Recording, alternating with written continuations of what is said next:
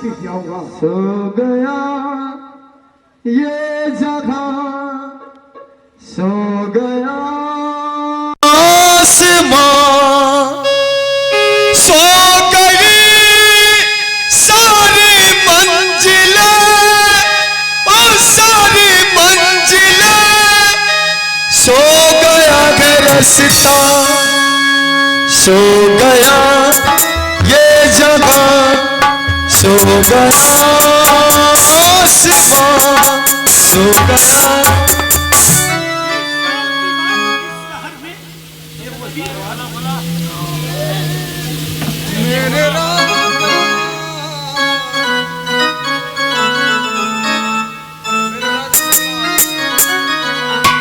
मेरे राजा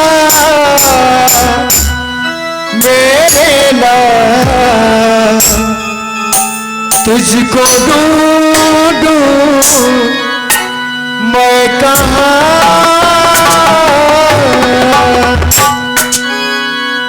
रोए ममता ढूंढे माँ, आ जाया बस राजा मेरे राजा।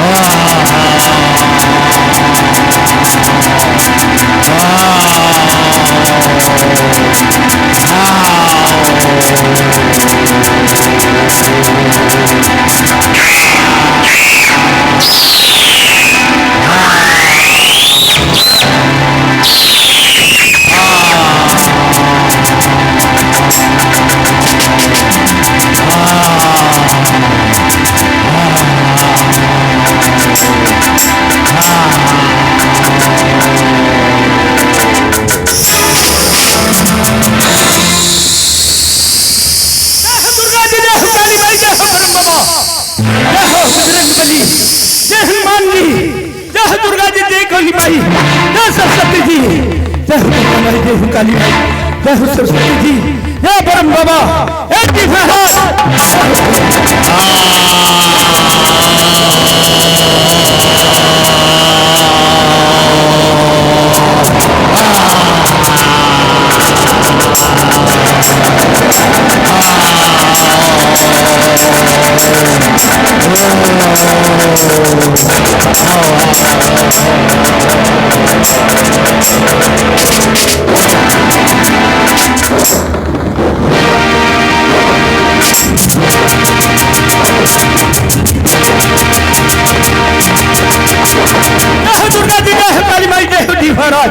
जय हो परम बाबा,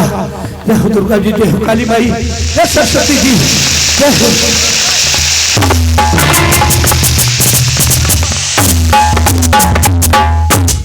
ठाकुर साहब मैं शंकर हूँ, क्या हुआ? पूरा हल्ला मचा रहे हैं, क्या हुआ आपको? क्या कहूँ शंकर, तो शंकर हो। हाँ हाँ मैं शंकर क्या हूँ। कहूँ शंकर, मुझसे कहा भी नहीं जाता। क्या काहे घबराए हुए हैं? क्या बात हुआ है?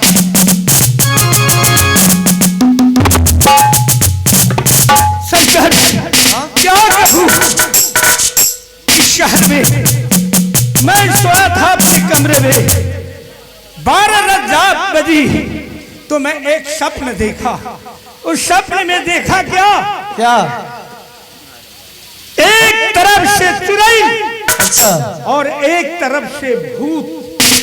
मेरे बिस्तर के सामने दोनों तरफ से आ गया। तब तक मेरे आंखों का नींद टूटा। मैं ताकता हूं तो दोनों तरफ से दोनों खड़ा है। मैं भागने लगा, वो दोनों पीछे से चुटियाने पिछाने लगा और वही भागते भागते मैं स्थान पर जाकर के देवी देवता का नाम ले रहा हूं कि आज 20 साल से इस शहर में रह रहा हूं। इस 20 साल की बाद इस शहर में मैं क्या देख रहा हूं शंकर, क्या देख रहा हूं? ठाकुर साहब, हाँ शंकर, अब आपके हम भावनाओं को समझ गए। आप थोड़ा सा प्रॉब्लम में फंस गए कि आप चुड़ैल और भूत का स्वप्न देखे जी। यही बात है ना? अरे स्वप्न भी देखा, उसके बाद आंखों का नींद टूटा तो सचमुच देख लिया। सुनिए, मैं जब आपका घर का कारोबार अपने जिम्मेवारी पे ले लिया हूँ तो आपका ये भी परेशानी मैं दूर कर दूंगा। जानते हैं कैसे? मैं एक बाबा को जानता हूँ जो बहुत ही जानकार है। अच्छा, उनके पास चलने से आपका ये जो भ्रम है ना, हाँ। वो दूर हो जाएगा, हकीकत होगा वो भी खत्म हो जाएगा, सब पता चल जाएगा, सब कुछ एकदम पता और चल जाएगा। मेरे हवेली से बीमारी भाग सकता है एकदम बिल्कुल आप अच्छे से हो जाएंगे, अच्छा सोने लगेंगे। उनका नाम यही जो बगल में ना जूही चपाटी, वही जूही चपाटी में एक कितना तांत्रिक, दूरी है यहाँ से? यहाँ से तकरीबन 8-9 किलोमीटर पड़ेगा। 8-9 किलोमीटर। कोई सवारी का साधन? अभी चलिए मैं तुरंत आपको लेकर चलूंगा। पैदल चलना होगा? पैदल ही सवारी कर लेता हूँ, उसके पास से चल चलेंगे। ठीक है शंकर, चलिए ले चलो मुहा, आइए आइए ले चलो, आइए।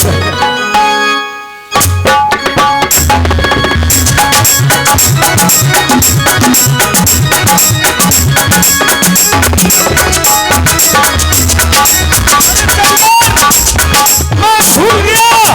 किस रास्ते से किधर चला गया शंकर। अरे मैं आगे आगे जा रहा हूँ, आप पीछे ही रह जा रहे हैं। अरे तो मैं समझा कि इधर थोड़ा सा नहीं, चलिए चलिए हम चल रहे हैं। इधर उधर तक निकला, उतनी देरी में हम लोग का संगत छूट गया। तो चलो शंकर, धीरा से चलो। चलिए चलिए धीरे से चलते हैं। बुढ़ापा हाँ हो हाँ गया मैं है, मैं समझ बूढ़ा गया, आदमी हूँ, मैं आपका बात उतना समझ तेज गया। हमसे चला नहीं जाएगा चलिए। शंकर, आस्ते आस्ते चलो, धीरे धीरे चलो। आदमी मुसाफिर है, आता है और जाता है, आते जाते रस्ते में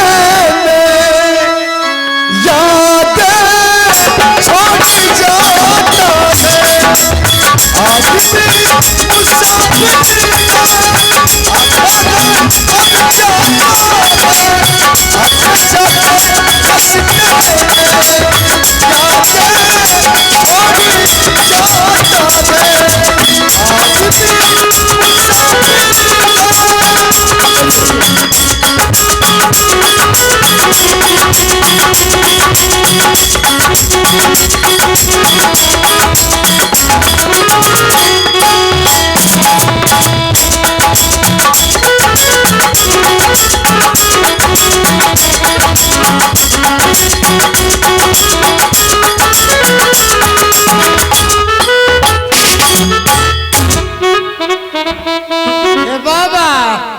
बाबा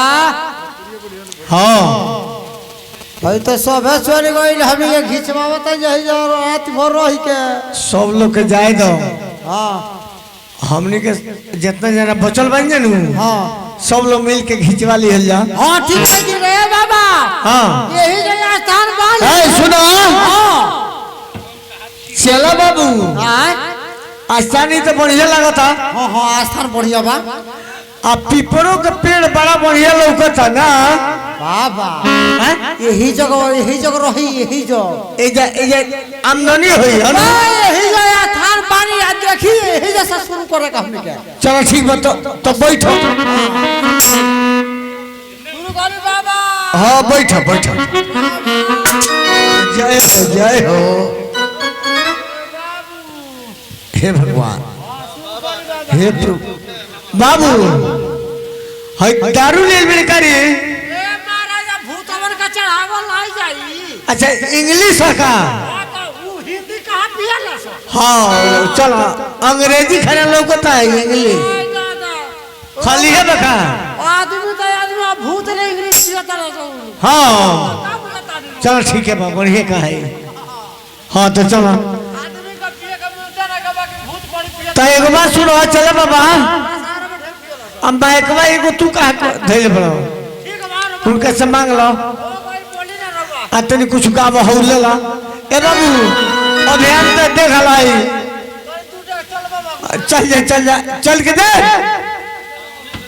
तेरी फुआ के बिया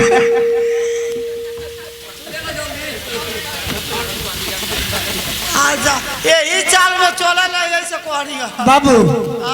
अब तनी है जी बाबा आठान मानो बाणी हनु शुरू करी हम बनी हाँ तो रोबर शुरू करो बाबा शुरू करी एक नंबर शुरू करो आया था नहीं सर बाणी हाँ यही बनने लोग पहुंच जाओ हाँ हाँ बाणी बाणी बाणी अरे छिपिया न डोरी या पायता भइले गरई वहाँ तो दारू चढ़ा वहाँ तो दारू चढ़ा के संदेश भइले हो घुमा गला चली ए गरई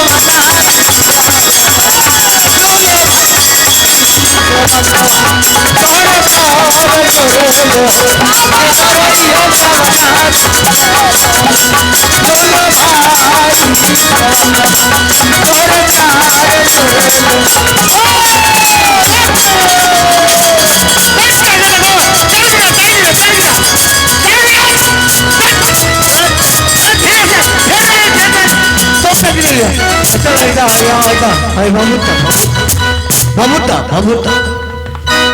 भाई बाबा गोलकन बाबा अरे देखो देखो जुग जुग जिया जुग जुग जिया बाबा बोर्ड लगा तनी बाबा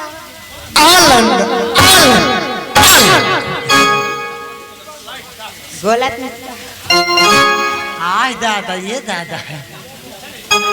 तू देखा वही आइल बाड़ू हाय एकरा देही में तो पहुंचौनिए नहीं गई का सेवा बाबा बैठो हाय हाय जात मुसन्नी आई बे केने बिया अरे बाबा बैठी ए बाबा हाँ। बढ़ जाएगा बैठा ए बाबू बैठो यहाँ पर अपन देखो ये लो पारा पारी धीरे से अथना के साथ साथ ते ऊ कर जतरे करे भाग महाराज ने देखाई बोल रही है सब हाय यही में रहे थी यही में ओ जी काट दो वही जो हो गल पड़े हां ढंग से काट जो वही पर पहुंच गल पड़े हाय हाय देखबे आज बुझाता आज गोरिया रमदानी होई करे हाय तो पहले केकर देखी जा हो तहार देखी जा देखावा तो हाय पेट झड़ता देखो सुना पेट झड़ता देखो तोरा के तो चिन्हत नहीं है तो पेट झरत होगा तो डॉक्टर रुक रे ए काकी आई भाई आई बुढ़िया बैल बड़ी रे बुढ़िया एई है ना बैठो बोल लगली ए बाबा हां खुश रह तब उठले बैठल हमर कोठी में गइल बा चनिका बका की हां ठीक बा रह का दिक्कत बता रहा हो ए बाबू हई आइल भाई से गांव नगर के बेटी बहन हई सब हां उनका के देख लो हेलो के देखे के बाद हाँ ठीक है बा देखिए ले ले अच्छा संदीपो महो एकरा के चीज तरी कुछ दिन पहले ही से हां का दिक्कत बा कुछ ले आई बड़ी अपना हाथवा से अगर कुछ ले आई के दे दे का के दे दे लवंग छो छो छो दे दे दे दे बाकी तू किस ना झोरा में लगा दे बाछी दो झोरा में लगा चोटी लो पहले रुपया पैसा मन दी है दे ले लौंगी तो हां ले ली ई कामना बेग में धइले बिया जे गरम बा है त ना लवंग ये रे गोर में ठंडा देखाइल बनी लवंगिया ई धइले बिया नु शरम ना बुझाला ऊ हम कहतनी का कहता लवंगिया जो धइले बिया हां बोली ई लवंगिया इतना ना गरम बा हां हाथों में मुट्ठी बांधल नहीं गल जा हां आ ठीक बात देखतनी देखी जय हो हर राम बाबा की जय हो जय डी बाबा की जय हो कारकम के जय हो आज सही सही बताइए जय हो कुछ दिन पहले हां ई भोरे अथी हउ बड़का वार्निश बनू हां बोली वही जी केहू के साथ ही भाग गए रहे अच्छा आज जब भागल वो भूतर है वो भूतर हाँ भूतर है वो से आवे जाओ बस में से आवे जाओ भनु हाँ उधर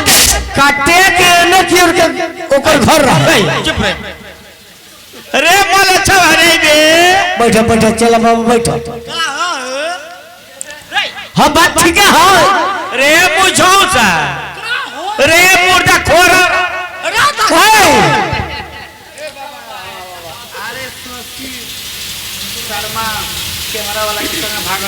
बात में न भाग रही सब पहलका बात हम कहतनी हाँ वो तो शशि शर्मा के साथ नु भाग रही सब बात में नु कैमरा वाला कैमरा वाला भोरे वाला हां भोरे वाला जो शशि शर्मा कैमरा वाला बनू हां वीडियो कैमरा जिन करले हां कैमरा में से लेके भाग बादवा में लेके ऊ भाग गइले ई भागर है उनका कर रे माले चवा ते का उल्टे पुल्टे बोले रे तोर लगा देखि ले तब बोला के मन ए चनिका बका की चुपचाप रहो सुनो एकरा को उखाड़ के देखी का अरे भारी का हैं ए बाबा पहलो भगवत मात बनाई हां तने उखाड़ पुखाड़ के देखी उखाड़िए के देखल जरूरी आ उखाड़ के देख के एकरा के छोड़ दिले ठीक हो जा बाबू ठीक भइल चाहता रू ठीक हो जाबू हां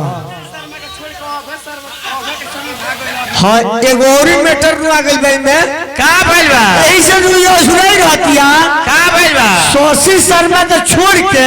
अबे अभे भाई के साथ ही भाई के शुरू में बिया हां एकर विचार ऐसे हो गई बा अकेले संदीपवा पीछे पीछे पड़ल बा हां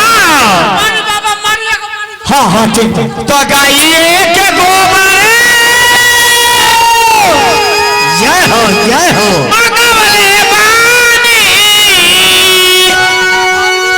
आनना लिपावले बानी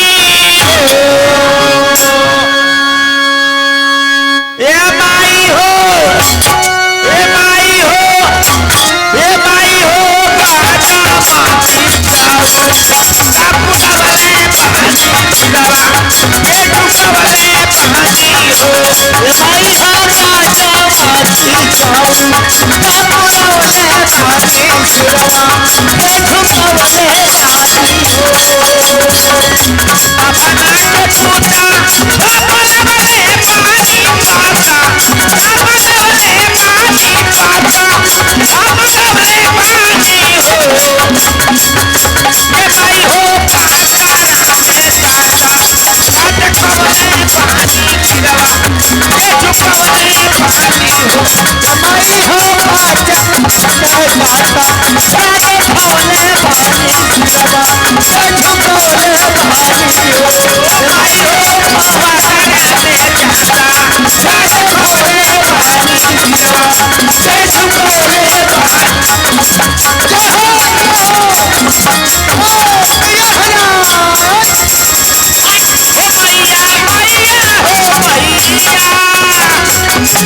मैया मैया भैया भैया रे भैया मुदाई के पारा भैया मैया मोदाई के करो बेटा भैया ये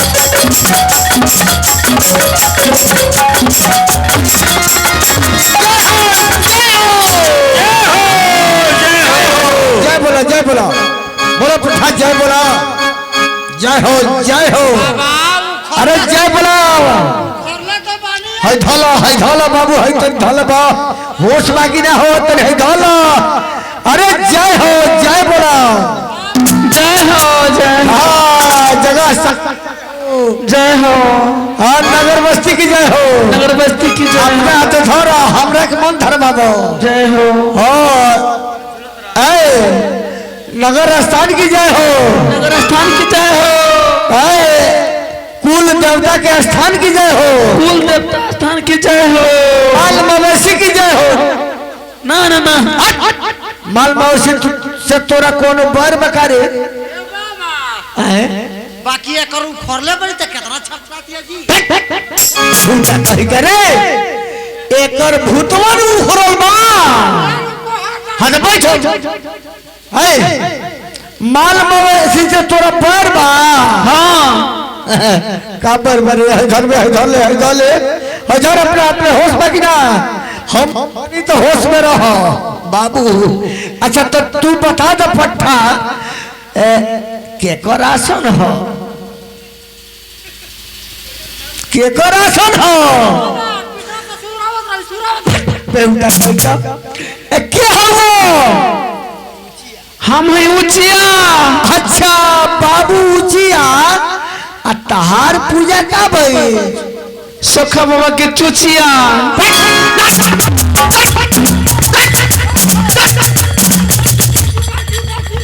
महाराजा पूछिया बैठी काहे करे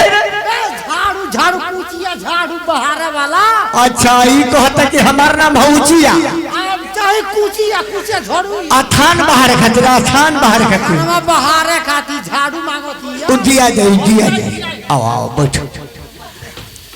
सुना हाँ अगर पूजा दिया जाई तू आओ ये बेचारी के देह छोड़ दे बनू हाँ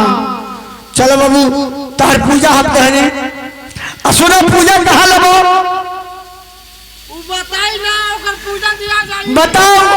कूड़ खेत में लेबे कि सोहन खेत में लेबे कि बोल खेत में आ कि रोहरी में लेबे कि उखी में लेबे बोल ए बाबा हाँ रौरो बौराइले बानी का हम का बोल बन रे अबे उ कोई जब भूतवा जब रोहरी में लेब तो उ आ जाए रहुआ और ना हाँ ये ठीक है कर तब रहुआ रोही जा भूत मांगत होई तो हमें दिया जाए कोनो बात नहीं के बुझा तो पूछत है जे कहां ली कोई ओका भूत का पूजा कोई से दिया जाए कहां लगुनी को रखो पत्थर में जाके खेत देहिए चिरा जाए अब पत्थर में जब देते ही चिरा जाए दस पत्थर में जाए भाव और में का कर जब पूजा डाला अच्छा पूछ लो एकरा के कौन का पूछ के छोड़ा ले तनु बा एकर दहिया न बचाओ के हो बचाई अब बताओ बेटा बताओ जे कहां तू पूजा लेबो बोल दी हां बोलो मुंह से बोलो मुंह से हां पूजा दिया जाए पूजा चाहिए नु हां पूजा में जाए तो छोड़ देबू हां छोड़ दे महाराजिया ओकर भूत छोड़ा दिया जाए नमाज चल जा बहुत टाइम में ढेर लोग देखा हां छोड़ दिए चल बाबू नमाज तो ठीक है अच्छा तो मुड़ी पटका जय हो बाप अच्छा जा तने दोनों गोड़े काली जा उड़ के झाड़ उठ के दोनों गोड़े काली झाड़ दो झाड़ फरहर बाड़ूस तो उड़ के झाड़ है हां हाय बाबा है ना हमनी के दही बना ए मोटर केतना फरहर भी आ देखबो ओ बाबा के भी यार हे देहिया हल्का बुझाता हां देखा ये हल्का बुझाबे करे एकदम ठीक हो जाई ए हो बेचारी के हो देखा हो का कौन के पत्थर की के है बिना पचौनी आला के हम तो यह कहता है ओकर पचौनी न खाता मार के चल जे का दे पचौनी कर रहा है सुनो ना ए बाबा बाबा एगो काम करी हेकर के भभूत पर के दी ए बाबा